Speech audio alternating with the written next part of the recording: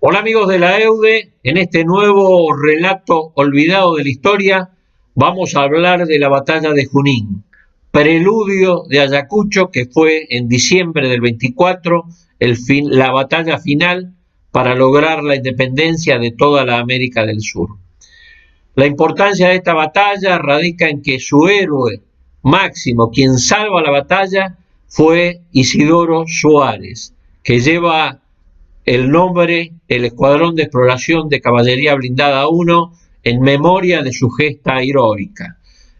Para recordar y para ponernos un poquito en clima, en el año 23, acuérdense que Bolívar había arreglado con San Martín, una vez que había hecho nuestro libertador su renunciamiento histórico en julio del 22, Bolívar se había hecho cargo de todos los ejércitos, San Martín le había dejado las tropas argentinas que habían quedado y las mismas estaban a órdenes de Bolívar. Bolívar, conocedor de la situación de los realistas habían dividido su ejército en el ejército del norte a órdenes de Canterac y en el ejército del sur a órdenes de Valdés, quien luego de que Olañeta, que había sido un americano que combatía para los realistas, había tenido sus disidencias con el virrey del Perú, se había pasado a las tropas patriotas, con lo cual las tropas realistas estaban en conmoción y había una gran preocupación por mantener los escasos territorios que le quedaban. El Perú estaba en disputa y Bolívar aprovecha la oportunidad. Dice, este es el momento donde derrotando al ejército del norte, luego nos quedará solamente hacernos cargo de el ejército del sur o el ejército del Perú. Comienza a reunir gentes, un número de más o menos 10.000 hombres que consideraba Bolívar que era lo que le iba a permitir enfrentar a Canterac en el norte. Las principales tropas que tenían eran tropas colombianas y tropas peruanas. Y tenía más o menos 1.000 efectivos entre chilenos y argentinos. Todo esto Bolívar los empieza a desplazar en proximidades del Cerro de Pasco para enfrentarlo a Canterac. Canterac, también consciente de esto, trata de eludir el combate con Bolívar a sabiendas de la diferencia que tenían de tropas y a diferencia que el espíritu era mucho más alto el de las tropas patriotas que el de los realistas que se venían replegando. Muy bien. Es así que uno en el Cerro de Pasco, al norte del lago de Junín o Chinchaycocha, como se llama en su otro nombre, empieza a descender por el oeste del lago de Junín hacia un lugar, una planicie al sur del mismo lago que se llama la meseta de Bombón. Por el este del lago, Canterac empieza a subir para eludir el combate con Bolívar.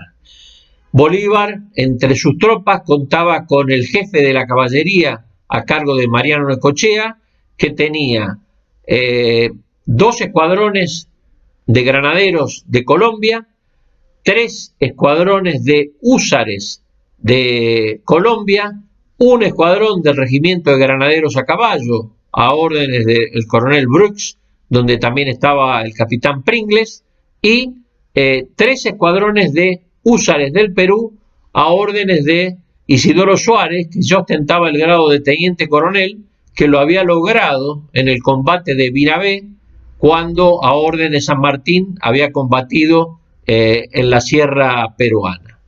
Muy bien. El 2 de agosto,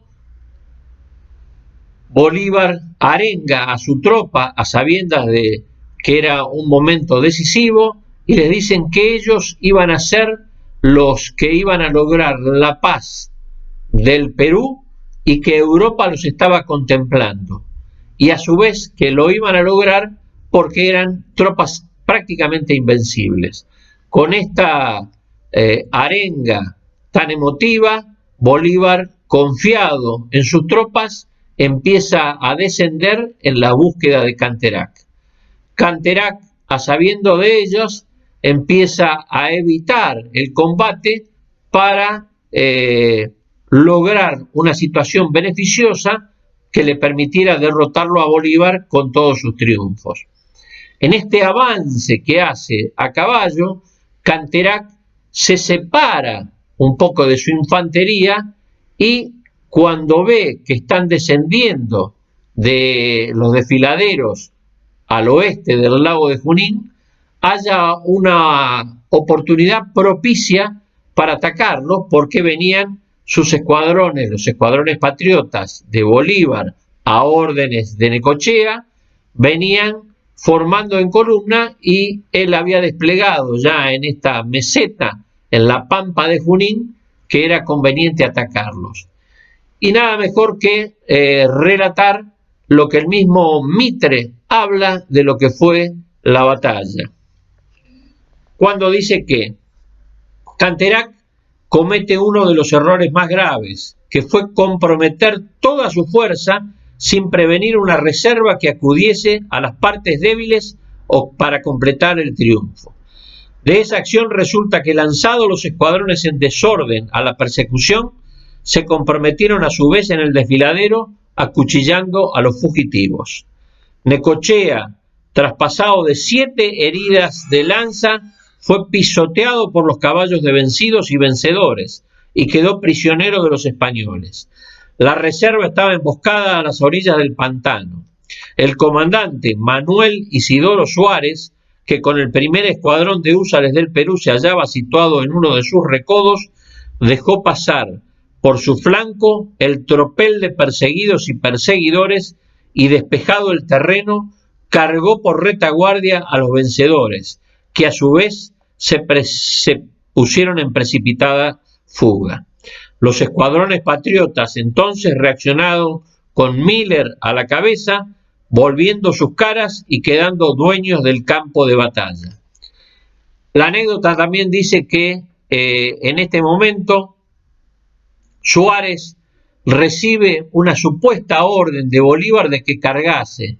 No está claro si fue realmente una orden, si uno de los jefes peruanos, reaccionando, le ordena a Suárez que cargue. La cuestión es que Suárez carga y salva la batalla. No solamente salva la batalla, lo rescata a Necochea, logra que todas las tropas de caballería patriotas vuelvan al combate y prácticamente en 45 minutos, solamente con sable y con lanza, eliminen a toda la caballería realista.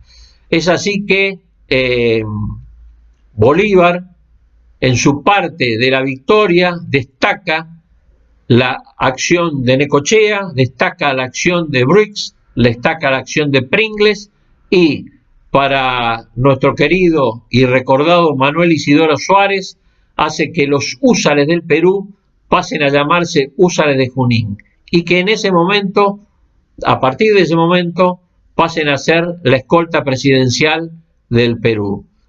Como dato anecdótico, Borges, nuestro poeta ilustre, es un descendiente de Isidoro Suárez y le dedica una poesía que se la voy a recitar debidamente, donde dice, la poesía se llama Junín y dice: soy, pero soy también el otro, el muerto, el otro de mi sangre y de mi nombre.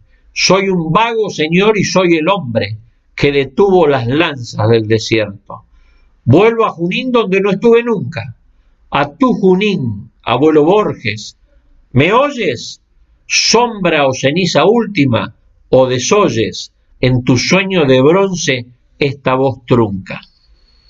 Al respecto, quiero rescatar que cuando el presidente Avellaneda repatria las cenizas hermanadas de Olavarría y de Suárez, que habían combatido y que fueron grandes amigos y que terminaron su vida en Montevideo, vuelve a decir en el aniversario de la batalla de Maipú que los pueblos que se apoyan sobre tumbas gloriosas son aquellos que mejor vislumbrarán el porvenir. Muchas gracias por la presencia. Dios mediante, nos vemos en el próximo relato olvidado de la historia.